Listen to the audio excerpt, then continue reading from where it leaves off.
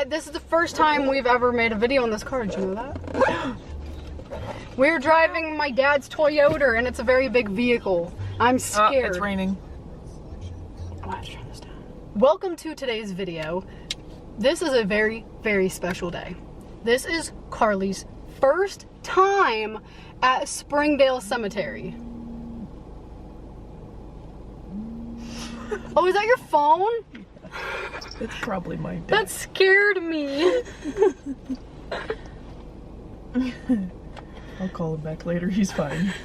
But we're gonna be driving around Springdale, and I'm going to be showing Carly all of the places where the legends are, the history, because I've been here 20 million times since the age of 16. 11 years. I thought you were gonna say since the 80s, because that's what it sounds like. Since the 80s. I was born in the 90s, and that is a scary thought. I'm old. It's okay, I watched a video of this guy that was retiring from the police force. I'm in neutral. I'm in drive. But he had been there for 27 years, and I was like, damn. And then they said 1997, and I was like, damn, 1997 was 27 years ago? And then I said, oh my god, I'm 27. And Taylor was like, are you gonna make it? And I said, no. Your job is to make sure the camera does not go down. Don't go down. I think it'll be okay, as long as I don't abruptly stop. Don't do that. I'm gonna try not to.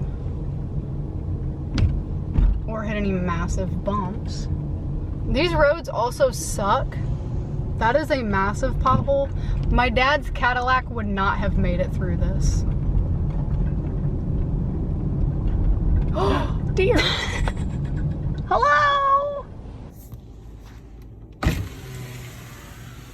You see him? Hello, friends. Look. There's one right there. There's 3 over here. We love the wildlife here. He's staring at her, so cute. Where'd he go? I can't find him on the camera. Where'd the other ones go? There's 2 up there. Are these all babies? I don't think so. I think they're just women. So there's 4. I don't know. I don't know anything about deers. Me either. See you later. That's also one thing I love about Springdale, is because I'll come here and go on a walk, and there will be deer, squirrels. Squirrels? I haven't seen any snakes, thank the Lord. I'm driving with the wrong foot. I apologize for this. It also might rain soon, so if we have to walk in the rain, so be it. Singing in the rain. Don't go anywhere now. It's actually staying pretty sturdy. I'm surprised. I'm scared. I look away for 1 second, you guys I couldn't just did sit. too. I looked up the hill, and the camera was going now. Oh man. Passenger cars only. Yep. It's a very oh my narrow god, bridge. we're going over this bridge? Yep. Oh my god. Say a prayer. Quickly. I'm not even a Christian, but... I've seen a beaver in there before. A beaver? Yep. I see a robin. As long as we don't see no damn blue jay, I'll be alright. One thing about me. The ghosts are hating to see us coming right now. So you see that gazebo up there? That is where Mildred's body was found. Oh my god, a biker.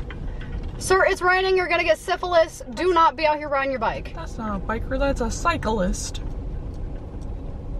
He looks like he's having a rough time. Oh my god, a biker. But I always come here, and I like to just hang out here.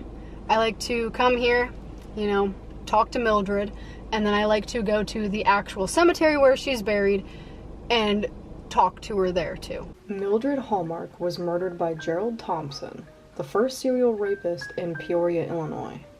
She was getting on a streetcar heading home one rainy night, and she was never seen again. Her body was later found sprawled across a tree in Springdale Cemetery. During Thompson's trial, his black book was found and had at least 16 women's names and how he killed them. Mildred was raped and died from a broken neck from a powerful blow to her chin during the assault. Many didn't believe it was Thompson because his character was so upstanding. But it all changed when Mildred's clothes were dropped into his lap one by one until he fell backwards in his chair and had a complete breakdown and fully confessed. This gazebo was built where her body was found in the area. Also, I know I sound nasally. I'm not sick. My allergies are horrible. Absolutely horrible. I hate it.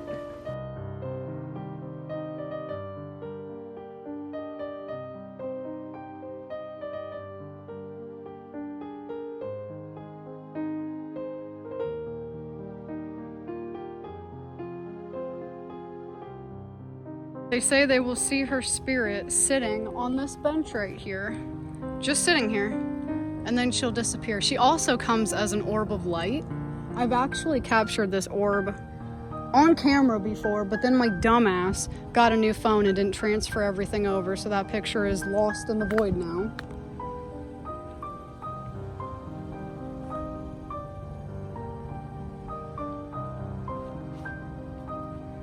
And if you want to hear the full story of Mildred and her murderer, Gerald, there is a video. We did a video on him for our Serial Killer Monthly. I will have it in the description if you want to watch. Tell them to go watch. Go watch. Hold your horses. She looks way too dressed up to be out here walking.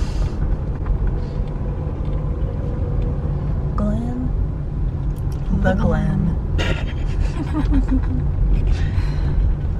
I do like to come here and like find a family plot and then look it up and see like, because normally if you look up if there's a family here and you can find one of the people's names, you can like get a little bit of background about them. So I like to do that. One time I was like taking videos down here and I caught a man walking backwards down this hill. Like, the video was not in reverse. He was literally just walking backwards down the hill, and I'm starting to believe that he was a ghost because I never saw him again after that. He literally just disappeared. Ooh, that's a big bump. And since this place is like on a massive hill, a lot of the graves over the years have started to, I don't know if there's like a word for it, but they have started to slide down the hill a little bit. Like erode, they're washing out. Yeah. But normally there's the Illinois River over there. You can see a glimpse of it.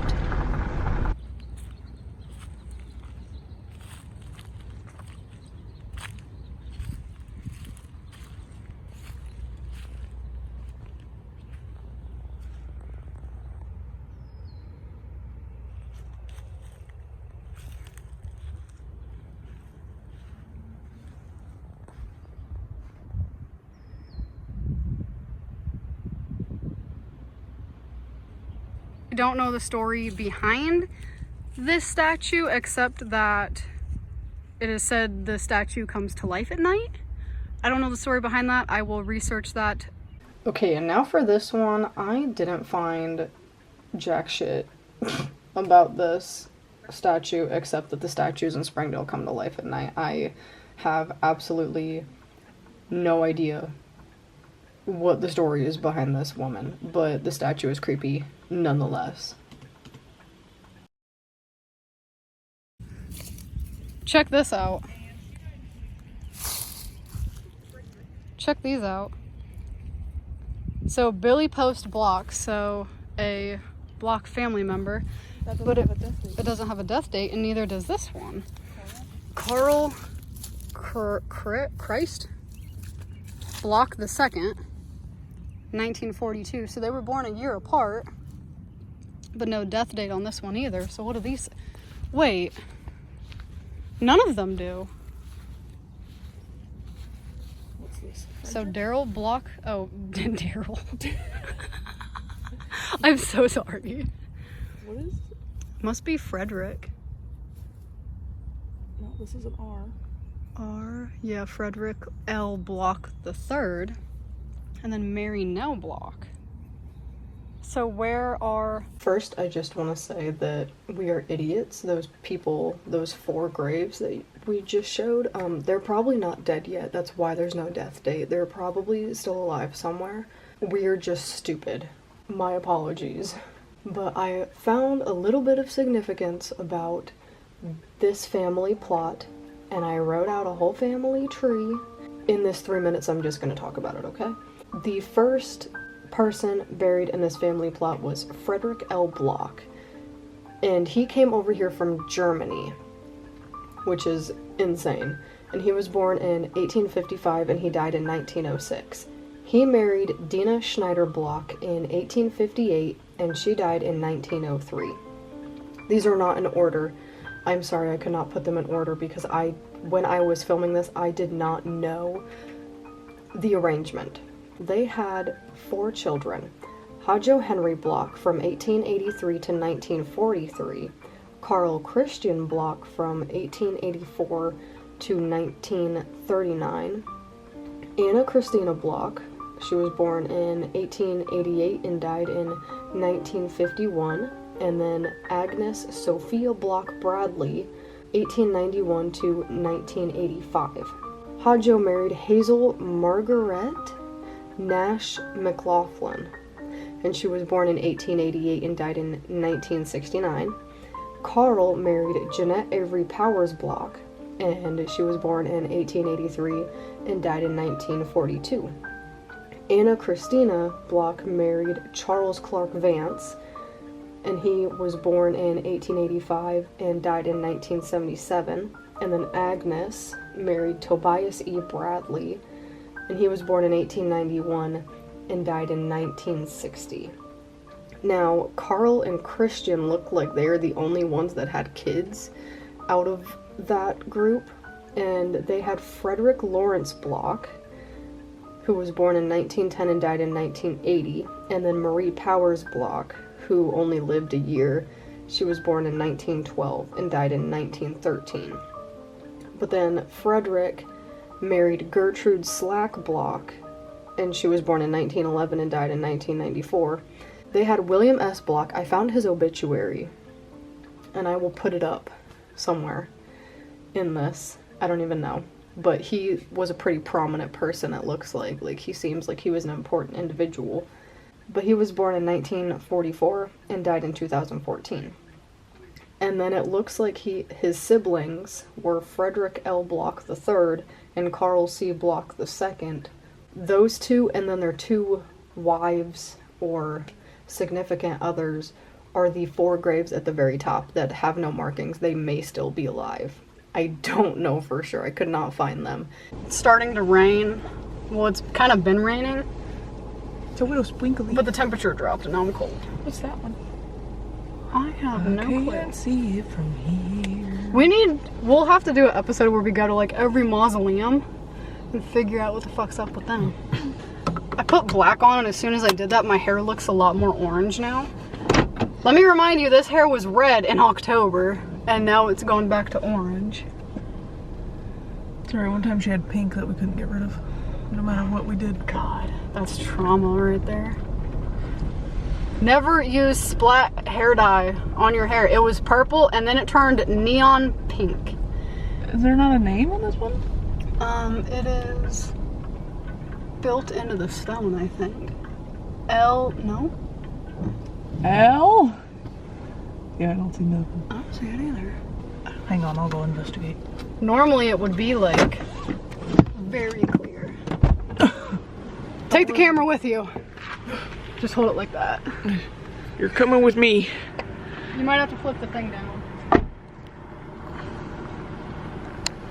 Okay.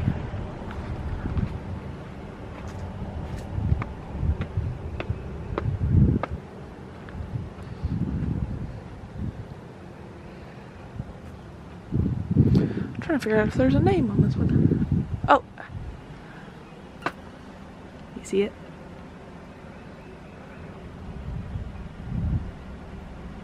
Okay, this one says Francis Coring, Franklin Tracy Coring, and this one says Elizabeth DeForest, and this one says R.A. DeForest. Okay, mystery solved.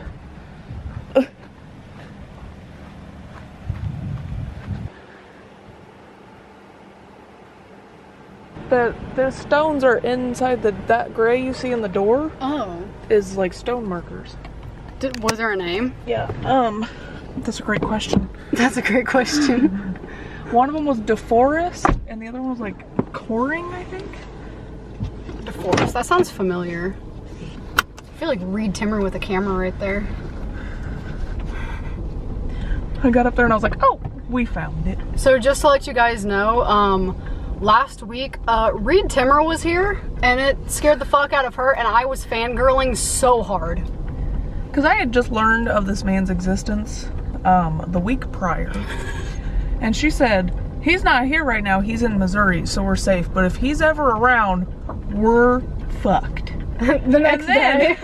And then she goes, hey, Reed Timmer's in town. And I was like, no.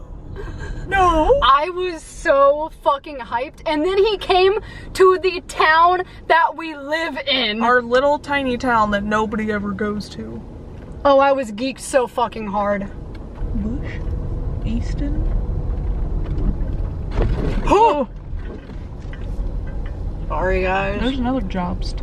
I have an eidetic memory most of the time, and so when I see something that I remember, it causes me great pleasure. I don't remember anything ever. I know. Actually. Yeah, I know. We were planning this, and she sent me a video yesterday because our main form of communication is Snapchat videos, and she was like, yeah, we're going to the cemetery tomorrow. What time did you want to go? After I had already texted her 3 days ago and said, does 12:30 work for you? And I literally screenshotted. I was going to send it to you and be like, this is the time we made. I wanted to read this little paragraph I found about Lydia Moss Bradley because her story is actually kind of interesting and I don't think a lot of people know about it. It says, Lydia Moss was born in Vevey, Indiana on July 31st, 1816 to Zelie and Jenny Glasscock Moss. He was a Revolutionary War veteran. She was from one of the first families to come to the United States. 2 years later, Peoria continues to be shaped by their daughter's vision, entrepreneurship, and philanthropy. In addition to Bradley University, OSF St. Francis Medical Center, the Peoria Park District, and Children's Home Association of Illinois can all trace their founding roots back to her. Lydia married Tobias Bradley in 1837, and the couple moved to Peoria 10 years later. As they considered where they would settle, Lydia made it clear she did not want to live in a slaveholding state. They ultimately chose Peoria, where Lydia's brother William Moss, a steamboat captain, had settled in the early 1830s. Using the profits Lydia earned from selling land she owned in Indiana, the couple purchased land in Peoria that encompassed the future campus of Bradley University, the neighborhood now known as the Uplands, and beyond. They lived in a tastefully decorated home at 802 West Moss Avenue, which still stands today. With her strong abolitionist views, Mrs. Bradley was believed to be an agent for the Underground Railroad, helping escaped slaves on their way to freedom in the northern states or Canada. One of the safe houses was on the south side of Peoria, where the Bradleys owned several properties. Though the couple thrived financially, they faced a series of tragedies with the deaths of all 6 of their children. In 1867, 3 years after their daughter Laura's death at age 14, Tobias was killed in a horse and buggy accident. Suddenly, Mrs. Bradley was left with an estate valued at $500,000 at a time when women had no voting rights and were not considered equals in a business world. But the same entrepreneurial spirit she displayed as a teenager when she sold a horse her father had given her to buy some land surfaced once again as she faced the second half of her life alone. Now we're back and it's kind of starting to rain a little bit more. Found some interesting, odd things over there. There was a dog. He didn't have a nose. A tombstone of a dog. A tombstone, not an actual dog. Well, it was a cool name, but I couldn't pronounce it. Sorry. Yeah. That one too.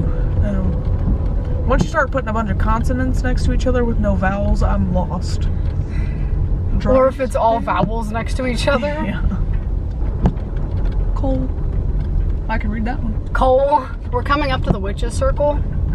And one time that I was coming to the Witch's Circle to just hang out, like it's a Pokestop. I'm not summoning nothing there, I promise. I'm here for historical and Pokemon purposes only. But I walk up there and there's a lady sitting there on the ground with a blanket and a bunch of tools spread out. Like tools as in like sage and stuff. I don't know, I didn't take a good look. But her back was to me and she was sitting cross-legged on the ground, and as soon as I walked up, I heard her yell, "Spirits, I command you to show yourself to me." And I just took off running. I said, I'm not gonna be here when whatever you want to show up shows up. I'm good on that, thank you.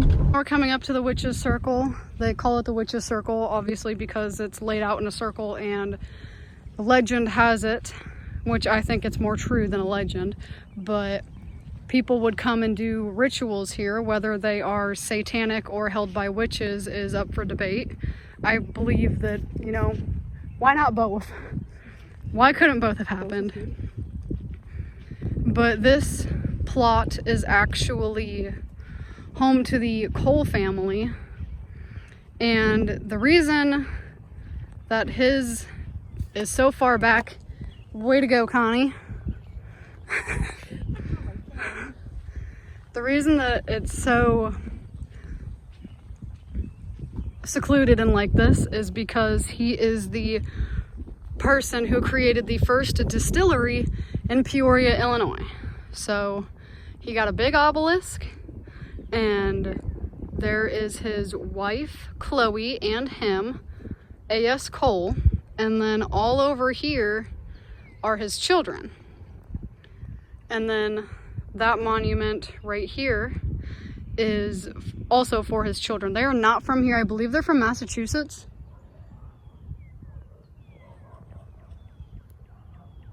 Yep. And some people say that since this is a circle, if you cross over any way other than by going up the steps, you will be cursed. You have really bad luck. Do not do that. Go up the steps. But I don't really believe in that. I know that some people do. And some people have claimed that they put things, this is where they have like their little ritual, they put it in the tree and they set it on fire. Because there are burn marks on this tree, but there is evidence to support that it was once struck by lightning. So I don't know. And then when A.S. Cole died, they buried him right here and they planted a sassafras tree on top of his grave. So that is why it looks the way it does.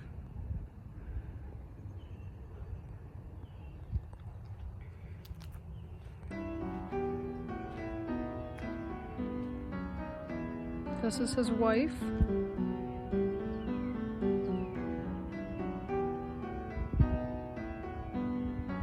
And then this is Captain Almiran S. Cole. I hope I said that right, I'm not sure.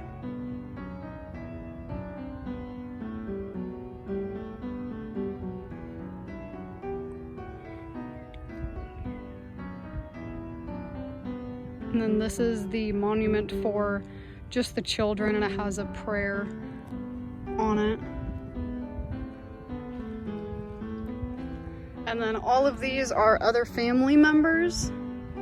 I don't know if these are all children descendants of them, or if some other relations are.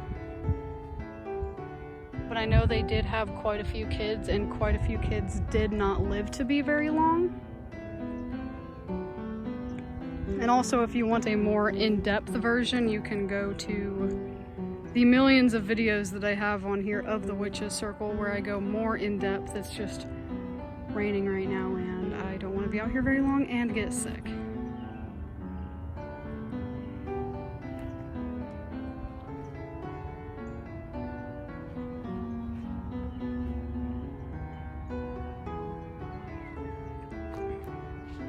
Somebody left. It looks like a crystal. Hello? Where are you? Yeah. Is this a crystal? Is this a crystal? I believe it's quartz. Quartz? Okay.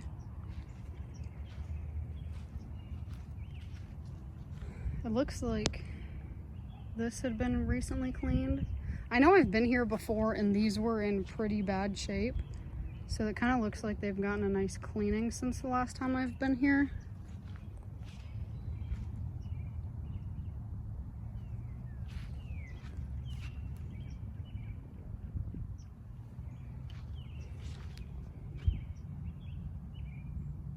So it looks like these are also the wives of the children who did live long enough to see marriage.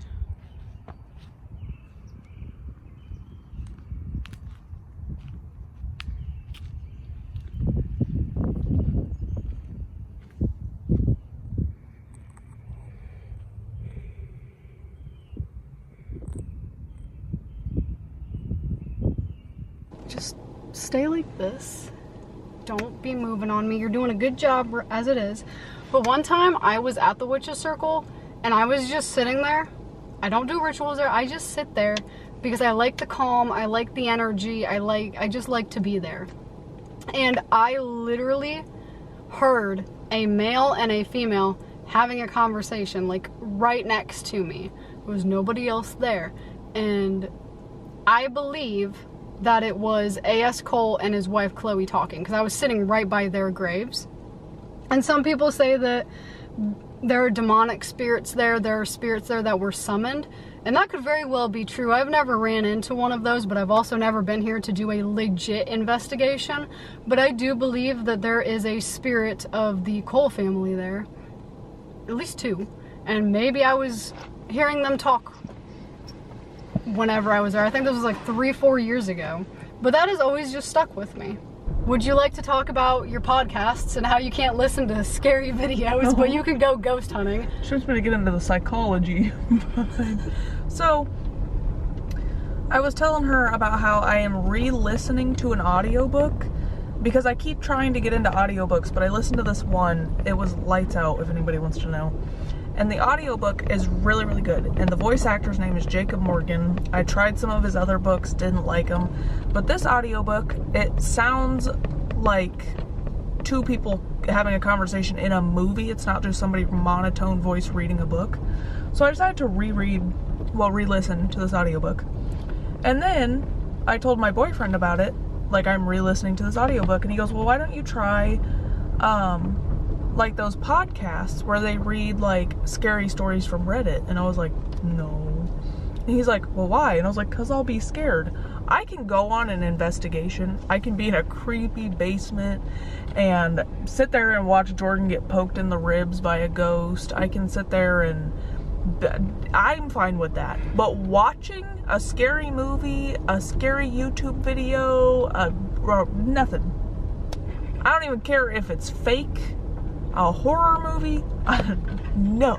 No. And I don't know what the psychology is behind the fact that I can go on an investigation and be perfectly fine. But scary movies and stuff, if I'm with somebody, fine. By myself, I won't make it. I just see you like shaking violently on the camera. You know what? I'd rather have you violently shaking than the camera. Gee, thank you. Well, you can hold on to something. It can't. This is the shitty part. Notice. What does that say? Notice cemetery gates will be locked sunset to sunrise. I knew that. Why are you putting that right there? We're good. I gotta hold you for a minute.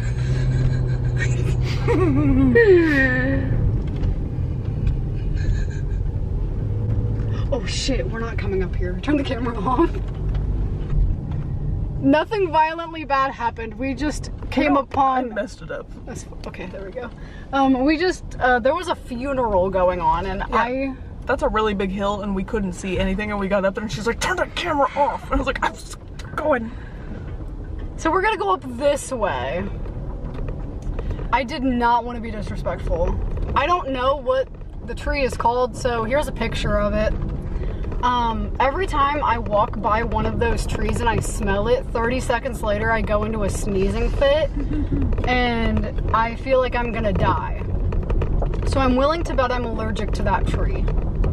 How'd you come to that conclusion? I have been diagnosed with bad allergies because my mom and my sister had very bad allergies. You spoke of both of them in the past tense. Oh, one of them's only in the past tense. Sorry. My mother is very much alive. This tree, this fucking tree right here is the bane of my existence in the springtime. But it's so pretty. Here, hold this to the window so you can get a better look. To the window. That tree right there. I think it's a tulip tree. So you remember that Jesus statue that I was really excited about them fixing and then that guy shit on my parade? That's that. So we can walk over to that. I gotta look at the Starbucks menu. I'm gonna need my time. Ugh, my neck popped. Ooh, I need a chiropractor. People drink lavender lattes. I just don't think I would be into that. The way that lavender smells, I don't think that I would want to ingest it. No, I would rather have it on my dryer sheet than in my mouth. I just don't think it would taste good. And I don't really want to find out either. It's like a lot of money for me to spend to find out that I don't like it, and I was correct about that assumption. If I'm gonna eat any purple flavor, it's gonna be grape. That's it. My kid has been sick, my toddler, and so I got her Gatorade, and she wouldn't drink it if I told her what flavor, so I just started going, this is purple flavored, and this is red flavored. And she was like, what flavor is it? And I was like, purple flavor. Only real Gatorade drinkers would understand clear or cloudy. I can't drink cloudy blue anymore because that's what Taylor would get me every single time I've gotten sick. Oh, and so man. now if I try to drink it, I'm like, bull. What about the Harry Potter and the salad? Oh my God. So when I was pregnant with twins 3 years ago, and for some reason I like got really sick, like really nauseous in the middle of watching one of the Harry Potter movies. Still haven't finished the Harry Potter movies. And then every time throughout that entire pregnancy Harry Potter would get brought up, I would want to throw up. Like I would get violently nauseous. Oh, that's cute. And then, I think it was 2 years ago on my birthday, we got the stomach flu, and I had just gotten a salad. I wanted a salad on my birthday, and then I promptly threw up a salad because we ended up having the stomach flu, and then I couldn't eat salad for a while. Yep. And also, this road is where we saw very many of those trees that are probably out to get me at this point. Because there's one right there. I do love them though. I love them so much. If you guys know what they are, let us know. Stay. Okay, we hoped you enjoyed watching that. What do you rate Springdale? I give it a 10 out of 10. I haven't been to very many cemeteries. We obviously did not. We didn't dox. But we did not explore every place that Springdale has to offer. There will obviously be more trips in the future. And if you liked this video, I have a million other videos of me at Springdale talking about stuff, taking videos of stuff. You just go to the playlist that says cemeteries. There's a whole bunch there for you. And if you want to see us talk about Mildred and Gerald, that video is in the Serial Killer Monthly playlist under Gerald Thompson, or I will have it linked down below. Let's hope I get home safely, because the traffic's getting kind of busy. I would also like to go home safely. Forget about you, I hope I get home safe. Not we. Okay, bye!